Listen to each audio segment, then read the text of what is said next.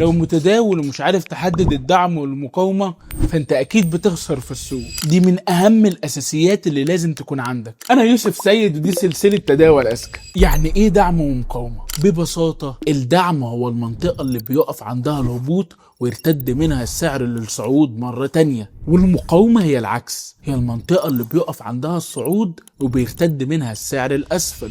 احفظها كده، دعم يعني حاجة بتدعم السعر فبتطلعه من تحت لفوق، مقاومة يعني حاجة بتقاوم السعر فبتنزله من فوق لتحت. بسيطة اهي. مهم جدا تعرف الثلاث اشكال دول. في الترند الصاعد بيشكل قمم وكيعان صاعدة، كل قمة بتمثل مقاومة وكل قاع بيمثل دعم، والمقاومة بتتحول لدعم بعد كسر الدعم للأعلى. وفي الترند الهابط بيشكل قمم وكيعان هابطة، مع كل قاع بيشكل منطقة دعم، مع كل قمة بيشكل منطقة مقاومة، والدعم بيتحول لمقاومة بعد كسره الأسفل. والترند أو الاتجاه العرضي محصور بين دعم في الأسفل ومقاومة في الأعلى، والسعر بيقعد يتحرك بينهم. لكن لو حصل كسر حقيقي للدعم او المقاومة فده معناه ان الاتجاه العرضي انتهى وبدأ اتجاه جديد. خلاص كده الصورة وضحت. تعال نشوف فهمت قد ايه. اختبار سريع. قدامك 3 اشكال رتبهم: الترند الصاعد، الترند الهابط، الترند العرضي او الاتجاه العرضي. كل واحد رقم كام واكتب لي تعريفه ايه. جاوب في الكومنتات وهرد عليك تحت جاوبت صح ولا غلط. ولو سألوك احترفت التداول منين قول لهم عامل فولو سيف لفيديوهات يوسف سيد.